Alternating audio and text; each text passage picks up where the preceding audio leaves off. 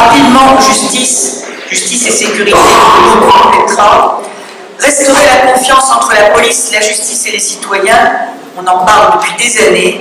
On est aujourd'hui dans un contexte budgétaire qui est un contexte très contraint, avec un engorgement plus que jamais impressionnant des tribunaux, des peines qui ne sont pas exécutées, une surpopulation carcérale terrible, une délinquance juvénile avec les déviances que l'on connaît, qui ne cessent d'augmenter, et des victimes qui ne sont pas toujours prises en considération. Donc, dans le programme que nous avons tenté d'échafauder, d'abord, premier point, permettre une meilleure exécution des décisions de justice, réduire les délais de jugement au pénal comme au civil, comme au prud'homme, comme sur le surendettement.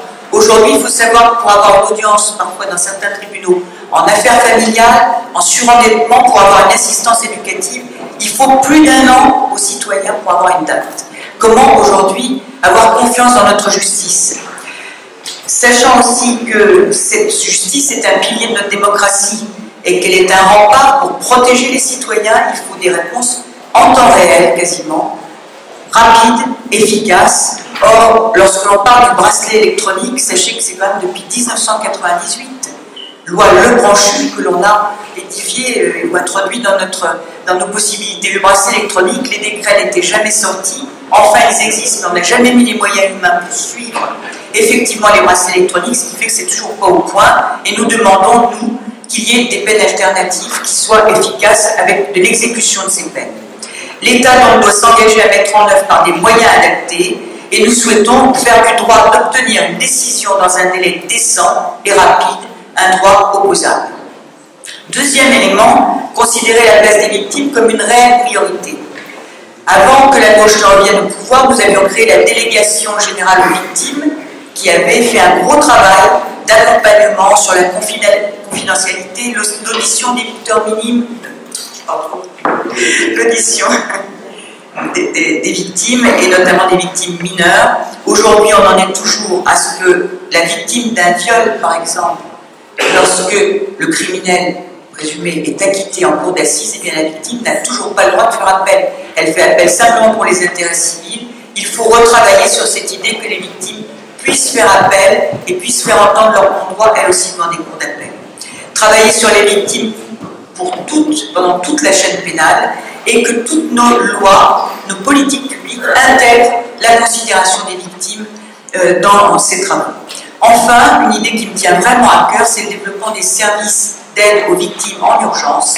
Ça existe dans pas mal de villes, alors c'est vrai que ça a un coût, mais ces services, ils ont la particularité que ce ne sont pas des associations qui attendent que les victimes franchissent le pas de la porte et viennent raconter ce qui leur est arrivé, mais dès que les faits sont dénoncés par les gendarmeries ou les commissariats, le petit service d'aide aux victimes avec un psychologue et un juriste va vers la victime, va le voir, va lui expliquer quels sont ses droits, va le réconforter, et à partir de là, on a de vrais résultats quant à la prise en charge des victimes. Enfin, et j'en ai presque terminé, mettre en œuvre un grand programme de construction de places de prison, mais pas seulement un grand programme de construction de places de prison. Je vous rappelle que Nicolas Sarkozy, en 2012, avait fait voter une loi avec 20 000 places qui avait été complètement stoppée par Taubira quand il est arrivé. Désormais, Manuel Valls revient sur ce programme, mais il faut pas plus de 5 ans, voire parfois 10 ans pour avoir effectivement des places de prison à partir du moment où on le décide.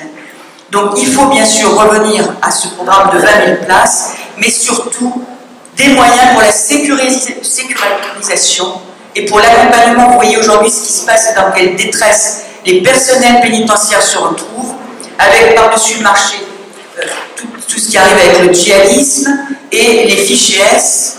Il y a vraiment un gros travail et un gros travail de moyens budgétaires à mettre pour accompagner et sécuriser. Nous souhaitons placer en rétention administrative et même centriste, ce n'est pas tabou que de le dire, placer en rétention administrative les fichiers S et aller jusqu'à ce que nous placions les fichiers S soupçonnés d'un passage à l'acte. Soupçonnés d'un passage à l'acte et non pas condamnés. Que cela est tout à fait possible dans le cadre de notre lutte aujourd'hui primordiale contre le terrorisme. C'est parfaitement autorisé par la Constitution, dès lors que l'autorité qui l'ordonne justifie sa menace pour la sécurité et par l'ordre public. Enfin, relancer les centres pénitentiaires spécialisés pour atteindre 30% de détenus dans les 15 prochaines années. Pourquoi? Parce qu'on a aujourd'hui pratiquement 30% des détenus, on le sait, qui sont des individus qui ont de gros problèmes psychiatriques, qu'on n'a pas suffisamment non plus formé de psychiatres, de médecins et d'éducateurs à ce type de problème, et qu'il faut complètement développer en place de ce qu'on a un système de ce que l'on appelle les unités pour malades difficiles, avec les moyens là aussi. Mais je pense vraiment que quand on développera beaucoup plus ce système-là, on arrivera à travailler sur la réinsertion et sur la prévention de la délinquance par la suite beaucoup mieux. Aujourd'hui, tout le monde est mélangé et donc on a des résultats qui sont plus qu'alarmants. Enfin, j'en ai terminé. Dernier point, travailler vraiment sur l'harmonisation entre le débat indépendance et responsabilité des juges. Il a souvent été amorcé.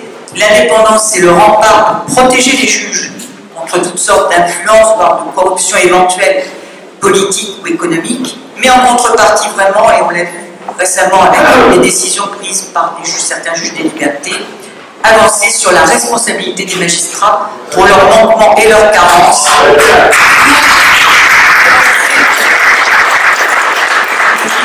Ce qu'on appelle leurs erreurs de jugement, on a toujours dit il y a l'autorité de juger, et ça c'est l'indépendance du juge. Non, il y a l'autorité de juger, mais il y a sanctionner les erreurs de jugement.